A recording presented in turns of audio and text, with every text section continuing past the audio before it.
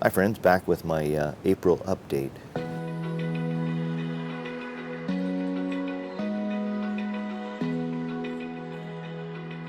I'm actually recording this a little early because I'm going to be on the road at the end of the month, headed towards my dad's.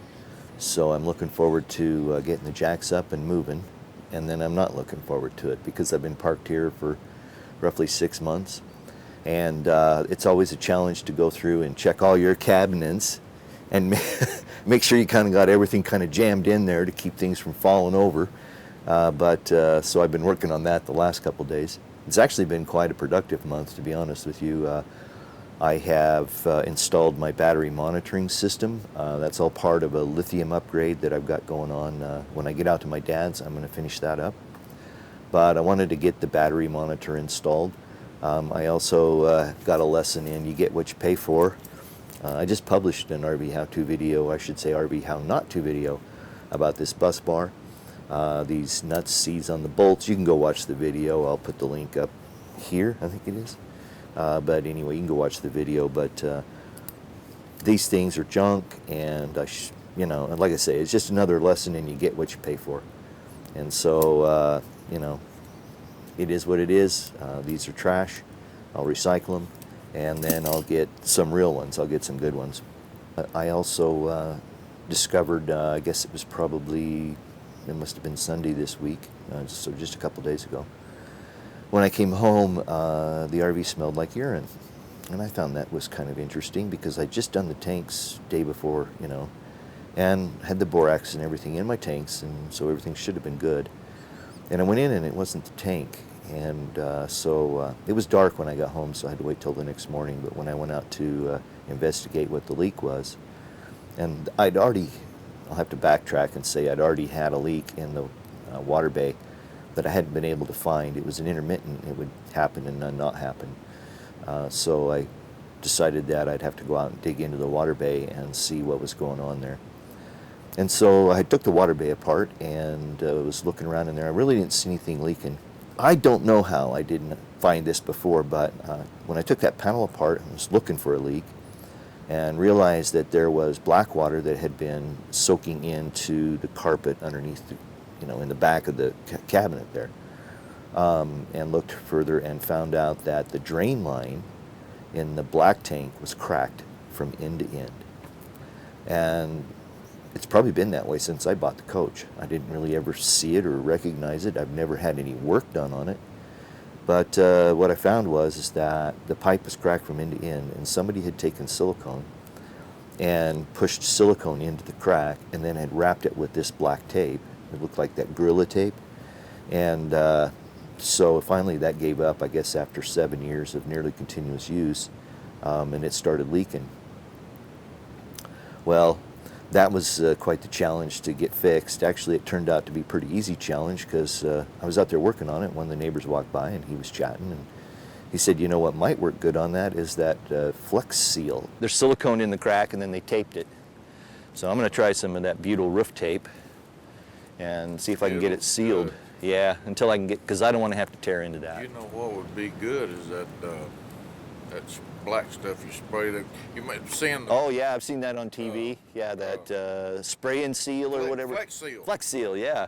I think I may have some of that. Well, here's one thing. What they don't tell you on TV is that takes 24 to 48 hours. Well, it takes 48 hours for a full cure. Anyway, so I tried some Eternabond tape that didn't work very good. So I went and got some Flex Seal, and I'll be damned if it didn't work. I did not use my holding tank for 2 days, my black tank. There's, of course, restroom facilities here in the RV park, so I was just walking over there. Not quite as convenient, but, to see if this would work, and I'll be danged, it's working. So, chalk that off. I really didn't want to dig into that plumbing system and try to fix that pipe myself. I'm going to go to an RV repair shop and have it done. Let somebody that does that kind of work a lot do it. I'll tell you, every time I do plumbing, one thing turns into five. And that's the way this has turned out, because I had to disassemble this water bay to get in there and look at things. Well, of course, going back together, the outdoor shower was the first thing that would leak. And I put Teflon tape on the threads. I did everything I could. I tightened it up as much as I possibly could. Not that I wasn't getting anywhere. So I ended up having to order a new one of those, and in the meantime I also bought new supply lines because I suspected it was probably the supply lines. I hadn't had a shower head on the outdoor shower for a couple of years anyway. Long quit working right, so I took it off. But so now I have that replaced. Also, while I was in there working on the shower head yesterday, apparently I went out this morning and there's another little leak. I think what it is it's the incoming water line. I think I just need to get under there with a pair of pliers and tighten it up, so as soon as I finish shooting this, I'm going to go out and take care of that. All right, where was I before I was so rudely interrupted by the garbage truck banging the garbage cans out here? It was a really productive month. I mentioned that I'd put in my battery monitoring system, but I'd been procrastinating to get up in that cabinet because the electrical cabinet, I had to rewire it like 3 years ago because I replaced the inverter and I needed to change out the inverter control head, that goes inside. And so I ended up remodeling the panel. And I already knew I had some kind of hinky things in there, so I was, I'm always been hesitant to tear back into it because it's kind of a pain in the butt. But because I was putting the battery monitor in and that's where the meter for it went, so while I was in there I decided I was going to do a couple other projects. And so I did a really geeky, nerdy one, which is something I'd been wanting to do for a while. In fact, I'd had the parts to do it for at least a year now. Was to put in a remote generator hours meter. It was really simple. I just pulled a 12-volt signal on a piece of wire and a piece of cable that I already had installed. They did have to pull it back and kind of reorganize it and get it into the generator compartment. Oh, hi there. Okay, I gotta get that wire.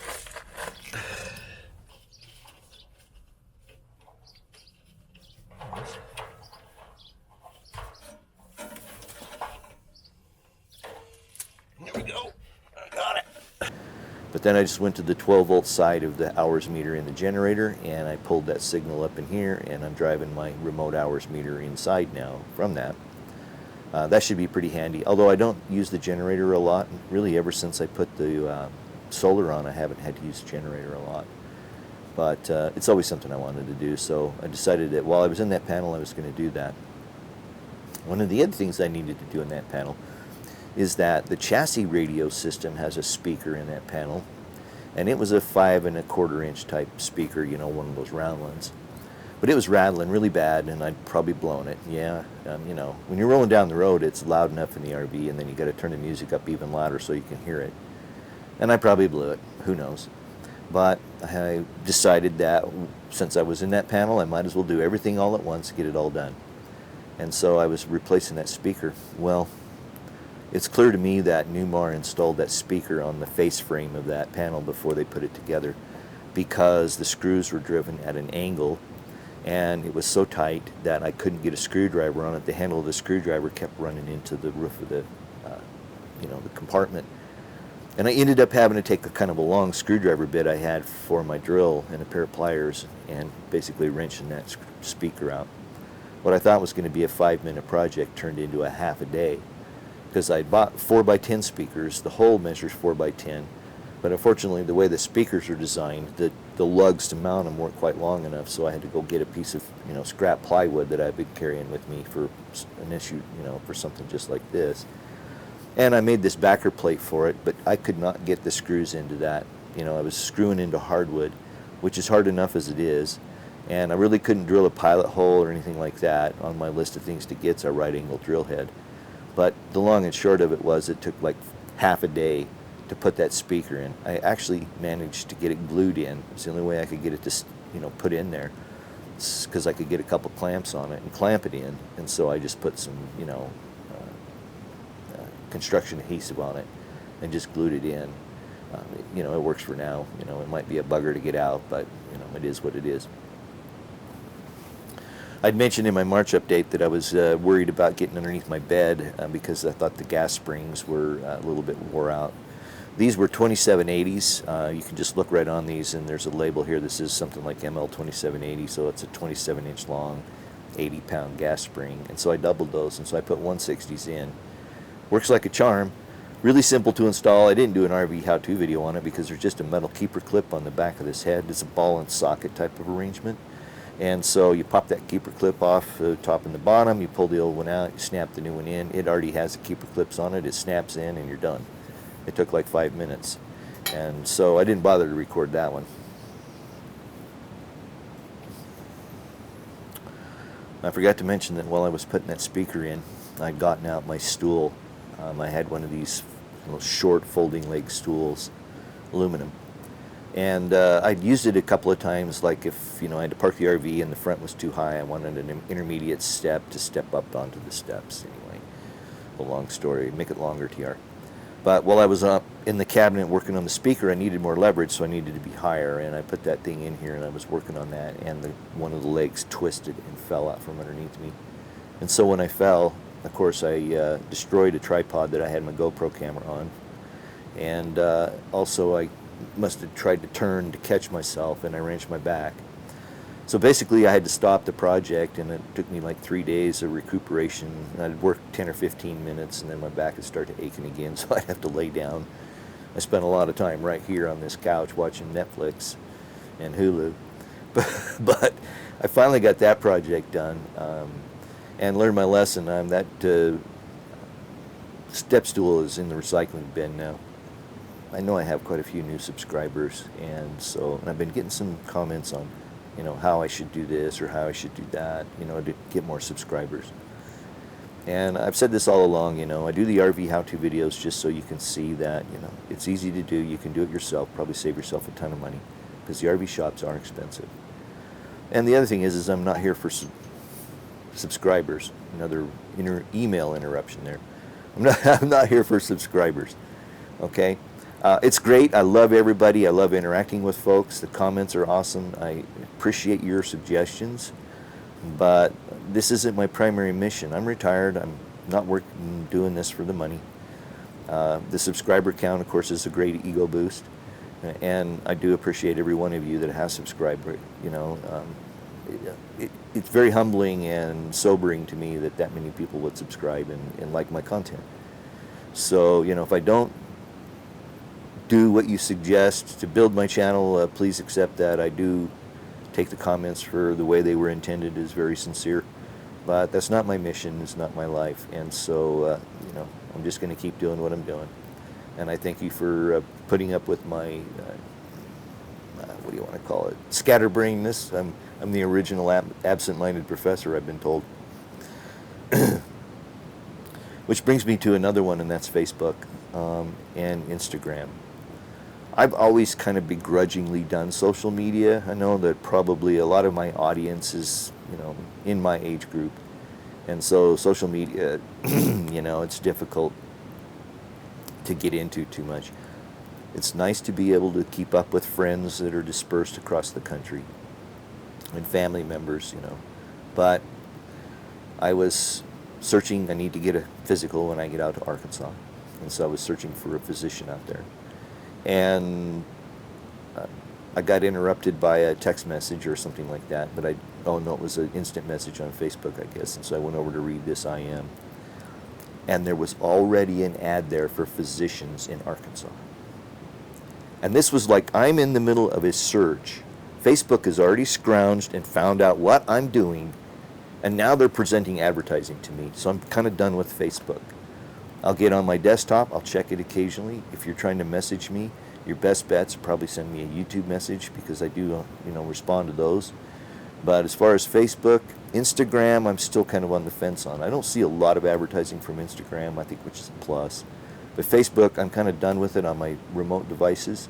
I'm just not going to do that. I think it's ridiculous that they're so hard up to present advertising to you, that they're scrounging your cookies the second you're creating them, and then presenting you with advertising.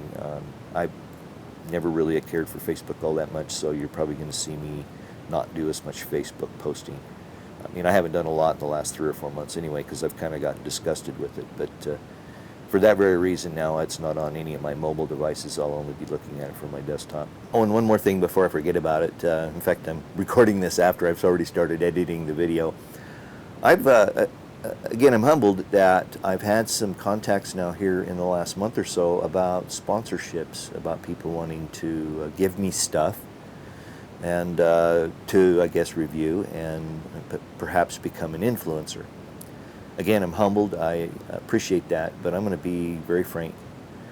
based on my experience with this cheap Chinese bus bar and the hinkiness of some of these offers, in that I have to go buy the stuff on Amazon and then they refund me via PayPal or something like that.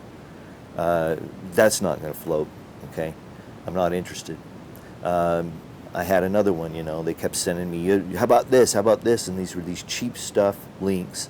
And part of the problem with that one is that it was for stuff that I'd have absolutely no use for. It was, camper related stuff. One of them was a 30 amp cord for like a fifth wheel. Wouldn't work on my stuff. It was just some other stuff. And again, I'm humbled. If you do want to, do some kind of sponsorship and you've got good quality equipment, yeah, let's talk.